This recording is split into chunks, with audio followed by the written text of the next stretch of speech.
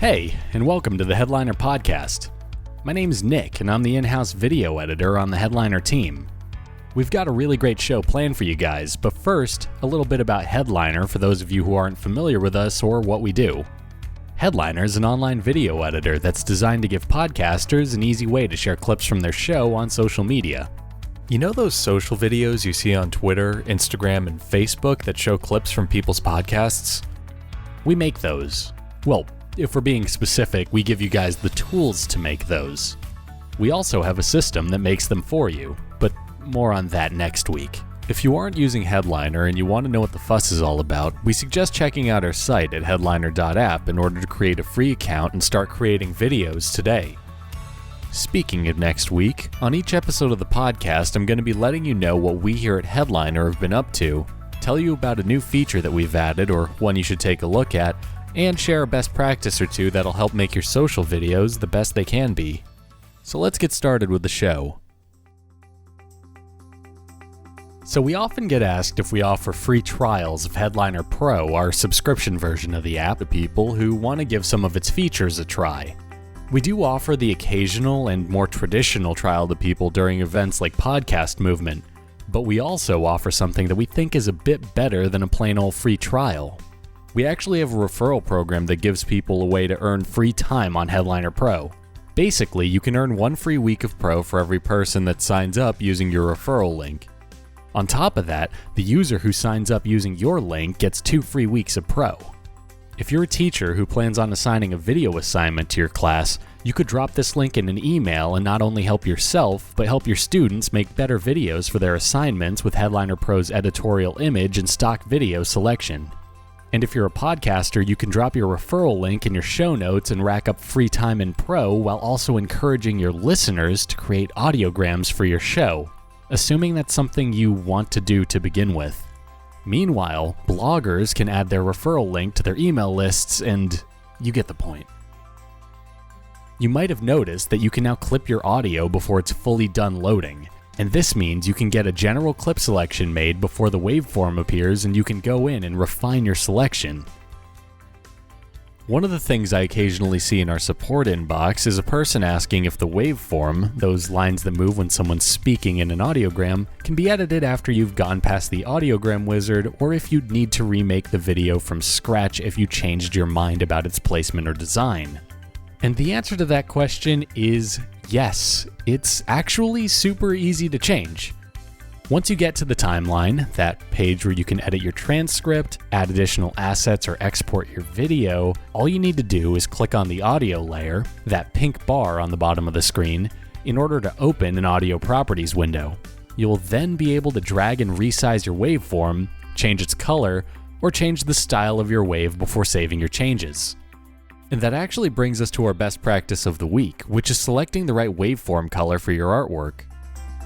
The easiest way to do this is to look at the artwork you're using in your video and apply one of the secondary colors on it onto your waveform. A secondary color is one of the colors that accents your artwork and isn't being used by the majority of the image. Basically, if your artwork is a picture of a basketball that's set against a blue background, you're going to want to try and use orange as the color of your waveform because it won't be hard to see against that blue background. Meanwhile, if your artwork is a lot busier and you're having trouble finding a color that works, you could also try using black or white as the color of your waveform, as those usually match with every other color pretty well. And for those of you who want to take things even further and play around with things some more, you could even Google an image of a color wheel, find a color from your artwork, and try to use its complementary color by making your waveform the color that's on the exact opposite side of the color wheel. Editing a waveform is pretty quick and simple to do, which is a great segue for our next bit, where we hear from someone who uses Headliner as he shares a similar sentiment for keeping things quick and simple. So in general, what is something that you think is overrated or underrated in podcasting? Number 1, super duper high quality podcasts. It doesn't matter. That's Adrian. He hosts the CX Chronicles podcast, which is a show that's dedicated to chatting with business leaders about the 4 pillars of CX. This is audio from our latest Headliner highlight, which is available on our blog. And in it, we asked Adrian what he thought the most overrated part of podcasting is, and found that his answer was delightfully simple: overproduction. Have a listen. If you've got really great podcast hosts and guests, and you've got awesome content that you can learn from it, and it's audible, and it's clear, and it's good enough to where you can listen in the car for 30 minutes when you're going to the grocery store to pick up stuff and heading home, that is the most important thing that I think people constantly misstep when they're starting a podcast. I talk to way too many people who over-engineer, take too much time. 6-7 months into their thing, they got 6 or 7 shows. That's just not good enough. You should have 40, 50 shows at that point. That's what my goal was. I didn't hit it, but that's where I aim to, and that's why now I'm sitting in the range of 70, 80 podcast episodes in just over a year. I personally agree with what Adrian had to say on the matter, as more often than not, I think a lot of people kind of get caught up in getting things just right when sometimes you just need to release something and then improve from there. It's kind of easy to get in your own head when it comes to creating anything, and if you're really going to go in and worry about your mic setup or your audio editor or all of the tech you're using to create your show without actually testing the content of that show, you might be overworking yourself and demotivating yourself from continuing a show before it's even taken off. I think it just makes a lot more sense to get a show out there, get some feedback on it, and then take that feedback in stride and just try to improve your own programming. Headliner Highlight is a series where we hear from podcasters that use Headliner in order to learn a bit about their show, how they promote it, and how Headliner fits into that equation. If what Adrian had to say piqued your interest at all, be sure to check out the full blog post over on headliner.app/blog. We post new ones every week, and we'll be sharing our favorite bit from each one on every episode of this podcast. And if you'd like to submit some audio to be featured in a future highlight, be sure to reach out to info@headliner.app, and we'll get you started on that process. Just send us a couple of sentences about your show, a link to where it's available, and your social handles, and we'll reach back to you if you're selected for a Headliner Highlight. So because this was the first week of the Headliner podcast, we're a little light on content for you guys, but one of the segments that I'm really excited about is one that I call This Week in Audiograms. Basically, if you guys don't already, be sure to tag us in some of your social video posts.